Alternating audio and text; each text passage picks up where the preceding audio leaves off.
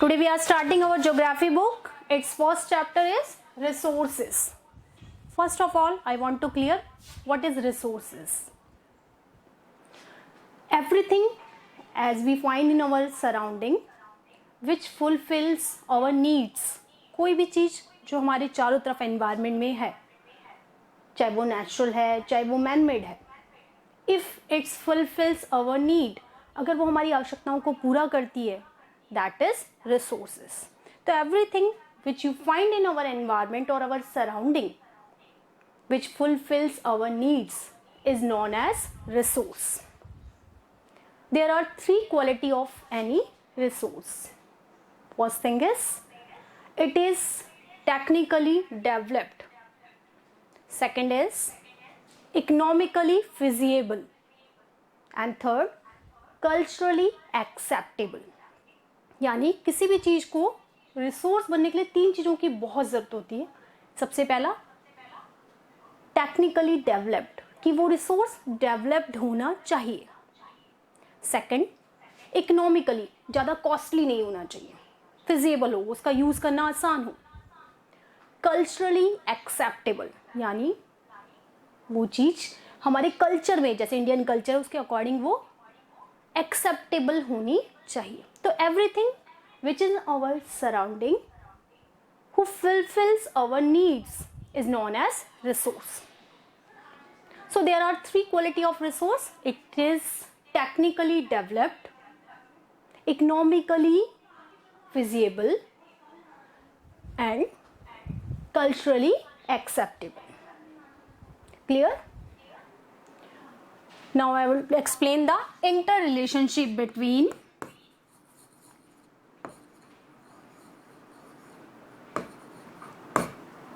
Interrelationship या interdependent भी कह सकते हैं. इट इज इंटरडिपेंडेंट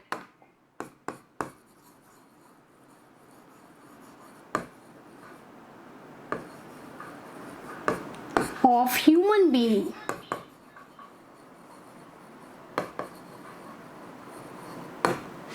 अब देखिए इसमें हम एक डायग्राम से समझेंगे.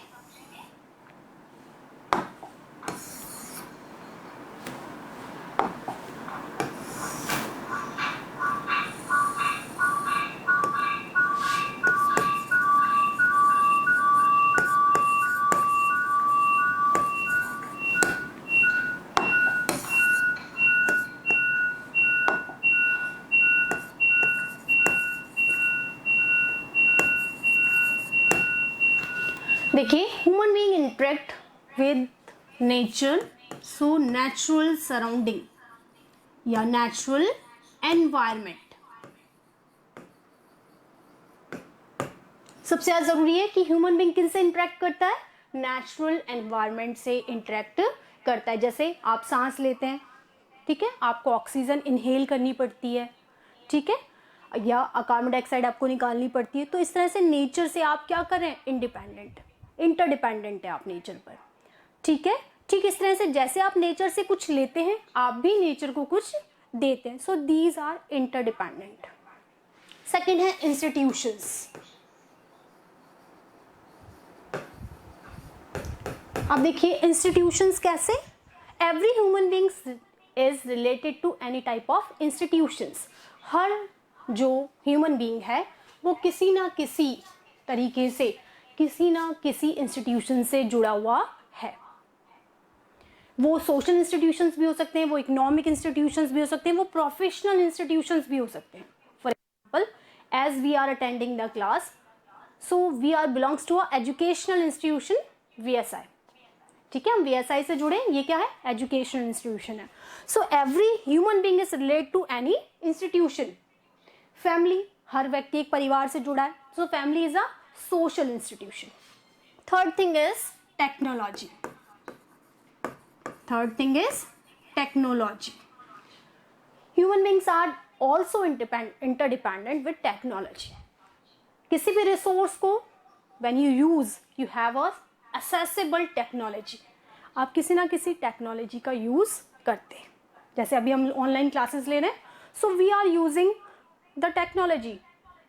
हम यहाँ भी क्या करें, एक टेक्निक का यूज करें. So human beings are depends on 3 factor, interdependence relation between 3 factors, natural environment, institutions and technology. ठीक है, ये चीज समझ में आ गई सभी को? Okay, now we are talking about the types of resources. अभी हमने बात की कि resources are the things which fulfil our needs, जो हमारी नीड्स को पूरा करें वो रिसोर्स है. So how many types of resources? अब देखिए यहाँ पे रिसोर्सेज देखेंगे.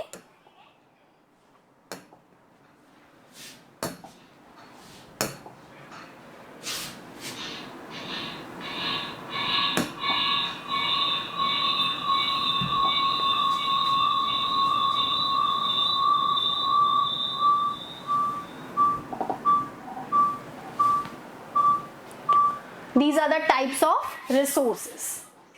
First one is, on the different basis we can classify the resources in different categories. First of all, on the basis of origin, यानी वो resource कहाँ से आपके पास आए, उनकी originality क्या है. इसके according there are 2 type of resources, biotic and abiotic. Biotic resources including the living beings, जैसे वी आर ह्यूमन बींग्स, तो हम किस में, बायोटिक में. एनिमल्स हैं बायोटिक में. अबायोटिक, नॉन लिविंग ऑर्गेनिज्म, जो भी नॉन लिविंग ऑर्गेनिज्म है, जैसे कोई भी मेटल है वगैरह है, तो they are included in abiotic. So on the basis of origin we can classify the resources in 2 categories, biotic and abiotic. Second classification is the based on exhaustibility.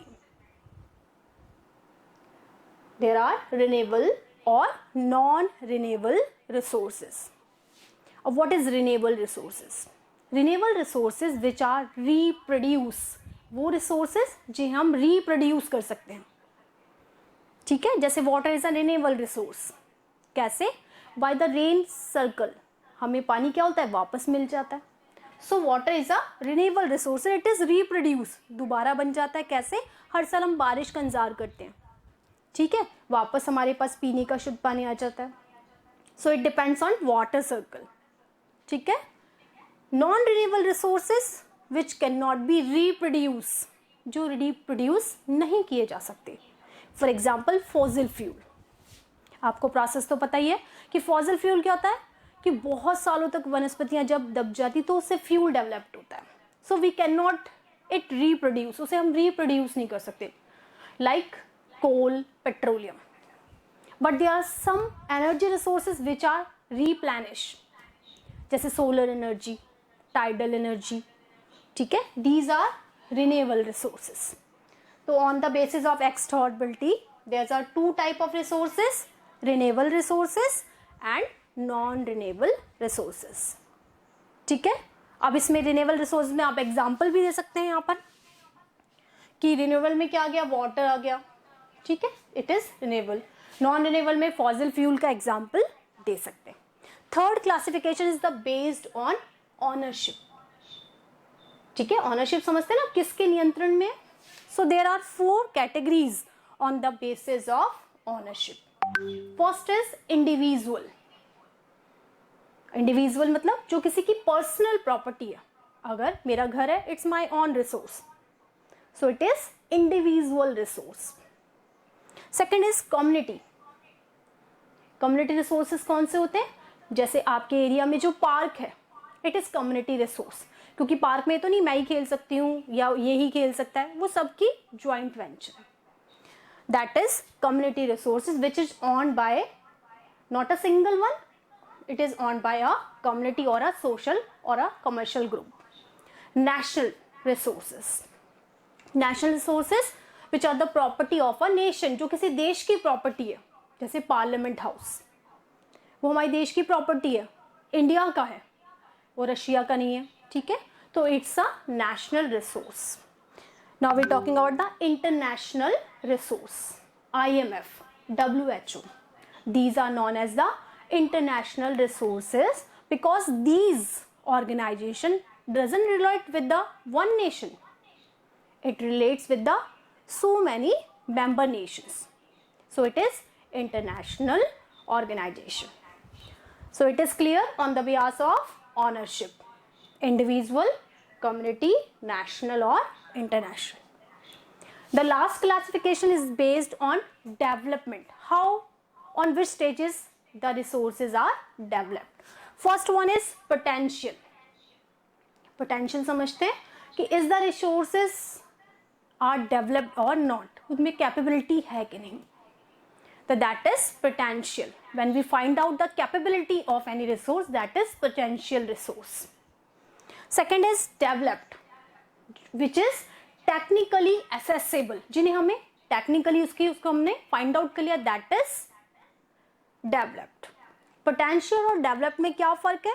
Potential features the things or resources which having the capability, what we doesn't know about the technique how to use these resources. यानी ये वो resources हैं जिनका हमें पता तो है कि इनमें ये कैपेबिलिटी है, लेकिन हमारे पास टेक्नोलॉजी नहीं है. ठीक है, एक एग्जांपल मैं आपको देती हूँ कि केरला में there is a type of soil is there that is monazite, जिसमें थोरियम की मात्रा पाई जाती है, यूरेनियम की मात्रा पाई जाती है, जिससे हम एटॉमिक पावर जनरेट करते हैं. तो जब तक ये नहीं जनरेट की गई थी तब तक वो पोटेंशियल था, पता था there is a part of uranium there, लेकिन हमें टेक्निक नहीं पता थी. आज हमें टेक्निक पता है, तो that is developed resource. Now it is clear, समझ में आ गया? ओके, लास्ट है अपना reserve. There are some resources which we keep as stock, जिन्हें हम स्टॉक के रूप में रखते हैं. फॉर एग्जाम्पल, जैसे आप देखते हैं there are so many wild species which, ऐसी बहुत सारी प्रजातियां जो खत्म होने वाली हैं, जैसे टाइगर रिजर्व्स आपने बना रखे, तो उन्हें सुरक्षित करने के लिए आपने क्या कर रखा है? रिजर्वर्स बना रखे हैं. सो रिजर्व्स आर द स्टॉक. जब आप किसी चीज को स्टॉक कर रखते हैं, दैट इज रिजर्व रिसोर्सेस. ठीक है, जैसे हम कहते हैं कि there is a ample of water, बहुत सारा पानी है, लेकिन अगर हम उसका मिस यूज करेंगे तो क्या होगा? आगे हम उसको नहीं यूज कर पाएंगे. तो हमने क्या कर रखा है? उसको रिजर्वर. जैसे बारिश होती तो आप उसको क्या करते हैं? रिजर्व कर लेते हैं. बहुत सारे डैम्स एंड रिवर्स हैं, उनमें आपने क्या किया? डैम्स बनाकर उसको रिजर्व किया, वहां से फिर आप सप्लाई करते, दैट इज रिजर्वर्स. ठीक है, तो ये हो गए रिजर्व रिसोर्स. ये समझ में आ गया सभी को? आगे बताऊं? चलिए आगे देखिए.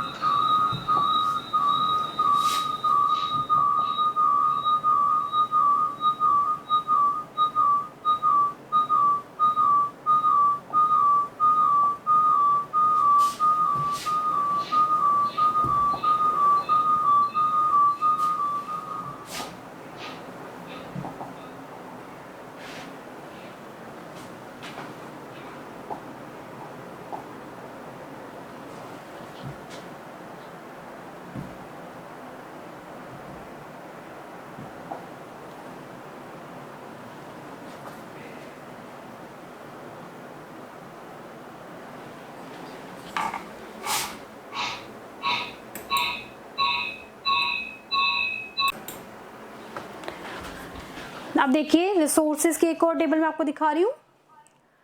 We can classified resources on two behalf also, natural और human. First of all I want to clear the natural resources. The natural resources can be classified on two basis, renewable और non renewable resources. As you know, renewable resources are the resources which can be reproduced और replenished, जिनको हम दोबारा use कर सकते हैं, that is renewable resources. Again, the renewable resources can be classified in two categories: continuous or flow and biological. Continuous resources or flow, जो resources हमें मिलते रहते हैं, जिनका स्टॉक कभी खत्म नहीं होता, दैट इज कंटिन्यूस रिसोर्स और flow. The second one is biological, which is the free gift of nature, like vegetation और आपके wild life animals. These can be reproduce, वो भी रिप्रोड्यूस किए जा सकते हैं. जैसे आपने रिजर्व बना रखे हैं, टाइगर रिजर्व बना रखे हैं, उसमें आप क्या करते हैं, टाइगर्स की जो संख्या उसको सिक्योर करते हैं. ना केवल सिक्योर करते हैं बल्कि उनको ग्रोथ के लिए टाइम भी दिया जाता है. ऐसे ही नेचुरल वेजिटेशन को भी हम डेवलप करते हैं. ठीक है, बाय द अफॉरेस्टेशन, नए नए प्लांट्स लगाकर आप क्या करते हैं, we increases the natural vegetation and with the help of reservoir we increase the wildlife also. Next is non-renewable resources, the resources which cannot be reproduced or replenished, जिनको हम दोबारा reproduce नहीं कर सकते, that is non-renewable resources. but इसमें भी दो category है आपके पास, recyclable. there are some resources which are recyclable, जैसे वाटर सर्किल मैंने आपको बताया कि समुद्र से पानी क्या होता है आपका, इवेपोरेशन से क्लाउड्स बनते हैं, क्लाउड से रेनफॉल होती है, वापस आपको वाटर सप्लाई होती है. So it is water cycle. तो जो रिसाइक्लेबल होते हैं, there is also part of non renewable resources. ठीक है, ये क्या है, एक नेचुरल सिस्टम चलता है जिसके थ्रू आप क्या करते हैं, वाटर सर्किल से you just get the supply of water. The second category is non recyclable, which cannot be recycled, जिनका हम recyclable यूज नहीं कर सकते, like the fossil fuel, coal, petroleum, इनका हम क्या कर सकते हैं, दोबारा नहीं बना सकते, क्योंकि एक नेचुरल प्रोसेस के थ्रू क्या होते हैं, they are made by a natural process. वो एक नेचुरल प्रोसेस से बनते हैं, उसका कोई सर्कल नहीं है जिसे हम चालू करें और वो बन जाए उस तरीके से. तो ये जो फॉसिल फ्यूल होता है, इसका हम क्या करना पड़ता है, सस्टेनेबल यूज करना पड़ता है. So we have to use for the present requirement and for the future development also. Next we are classified the human resources into two categories. First is structural or institutional. अब human is also a resource. आपको पता है जो human beings है, हम भी resource हैं. ठीक है, अब आप सोचेंगे how we are resources. आपने अभी definition में पढ़ा, resources are the things in our surrounding which fulfills our need. So like the things, we human beings are also resources. हम भी क्या है, रिसोर्स है, क्योंकि हम भी कोई ना कोई काम तो करते, किसी के यूज तो आते हैं. बट अ मैन और a human converted into resource bye 3 qualities. सबसे पहला जो उसका मैटर करता है, टेक्नोलॉजी, एजुकेशन, यानी अगर एक व्यक्ति पढ़ा लिखा है और टेक्निकली साउंड है, स्किल्ड है, तो वो ह्यूमन रिसोर्स है. तो सबसे पहली जो चीज होती है उसके लिए, उसका एजुकेशनली साउंड होना. सेकंड उसकी हेल्थ, अगर व्यक्ति मेडिकली फिट है, ठीक है, अगर उसकी मेडिकली फिट है वो, तो वो एक ह्यूमन रिसोर्स है. थर्ड स्किल डेवलपमेंट, कि व्यक्ति किसी ना किसी फील्ड में मास्टर होना चाहिए, तब वो क्या बन जाता है, ह्यूमन रिसोर्स. तो 3 things you can devote with the human and he converted him into resource. First is education, third is medical facility and fourth one is skill development. So these 3 facilities converted a human into human resource. Now we're talking about the human resource. We can classify human resource into 2 categories. First, structural or institutional. अभी हमने बात की थी कि we human beings belongs to a institution or a structure, like family. It is a social institution. VSI, it's a educational institution. Doctors Association, it is professional institution. So every human beings belongs to a institutional organizations. Second is quantitative and qualitative. Quantitative मतलब the numbers of people, जैसे population of India, that is quantity of human beings. Population of China, So demographic features are known as the quantitative resources of human beings. Next is qualitative. अभी हमने बात की the human can converted into human resource by 3 methods: education, medical facilities or skill development. So quality, when a human gain the education, medical facilities and he skill developed, तो human की क्या हो गई, quality भी improve हो गई. ठीक है भाई, क्वांटिटी में तो है मैं, जैसे चाइना की देखिए, वर्ल्ड लार्जेस्ट पॉपुलेशन चाइना में पाई जाती है, पर he is technically sound also. तो वहां क्वांटिटी में भी ह्यूमन बीइंग ज्यादा है और क्वालिटी भी उनकी ज्यादा अच्छी है. तो इसलिए हम कह सकते हैं कि क्वांटिटी एंड क्वालिटी. ठीक है, सेकंड नंबर पे इंडिया आता है, उसकी भी पॉपुलेशन ज्यादा है. So on the quantity base we on the second position, and on quality bias we are just survive under the developed nation. हम developed nation के बाद आते हैं, we are developing nations. So these are the classification as natural resource और human resource. मैंने आपको बताया जो natural resources है it can be classified into renewable resource और नॉन रिन्यूएबल रिसोर्सेज, कि हम उसे रिन्यूएबल रिसोर्सेज में भी बांट सकते हैं और नॉन रिन्यूएबल में बांट सकते हैं. जो रिन्यूएबल रिसोर्सेज हैं वो कंटिन्यूस हैं, फ्लो हैं, जो हमें रेगुलरली मिलते हैं. सेकेंड है बायोलॉजिकल. ठीक है, इसमें लिविंग ऑर्गेनिज्म है, जो वेजिटेशन है और वाइल्ड लाइफ है. ठीक है, ये भी हमारे रिसोर्सेज हैं, क्योंकि without vegetation we can not survive. अभी आप देख रहे हैं कोविड का टाइम चल रहा है ना, अगर हम इतना डिफॉरेस्टेशन नहीं करते तो आज हमारे यहाँ ऑक्सीजन की कमी नहीं होती लोगों के पास. ठीक है ना, तो नेचुरल वेजिटेशन भी यहाँ पर इम्पॉर्टेंट है. Wild life, they are so many species जो एग्जॉस्टेड होने वाली हैं, तो we just preserve them in the reservoirs. तो हम बहुत सारी ऐसी स्पेसेस हैं जिनको हमने क्या कर रखा है, सेव करके रखा है रिजर्वर्स में. नॉन रिन्यूएबल रिसोर्सेज, इसमें रिसाइक्लेबल और non recyclable. Recyclable resources are the resources जिन्हें हम रिप्रोड्यूस कर सकते हैं, इसमें वाटर सर्कल आएगा. और नॉन रिन्यूएबल, इसका एग्जांपल है फॉसिल फ्यूल, जैसे कोल है, पेट्रोलियम है, which we can not reproduce. अब हमने बात की human is also a resource, कि ह्यूमन भी क्या है, एक रिसोर्स है. A human can convert into resource when we give 3 efforts: education, medical life, medical facilities, and third one is skill or technically sound. Then a human can convert into human resource. Now we classified the human resource into 2 categories: structural or institutional. Every human being belongs to a institution or organizations. The organization may be social, cultural, educational, professional. Her human being किसी ना किसी organisation से जुड़ा हुआ होता है. Quantity and qualitative, जो human resource है वो क्वांटिटी से भी मेजर किया जाता है, उसकी क्वालिटी से मेजर किया जाता है. जैसे मैंने आपसे कहा कि जो डेवलप्ड नेशंस होते हैं they are technically more sound rather than the developing Nations.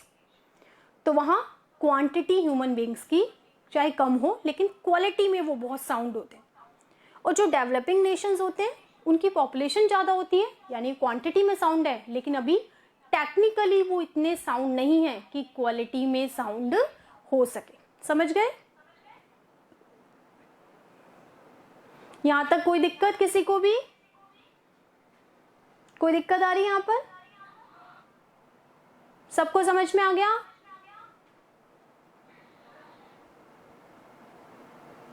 ठीक है, आज यहीं तक करेंगे. Okay, have a nice day बेटा. हाँ, मैं आपको नोट शेयर कर दूंगी. ठीक है, ओके, थैंक यू.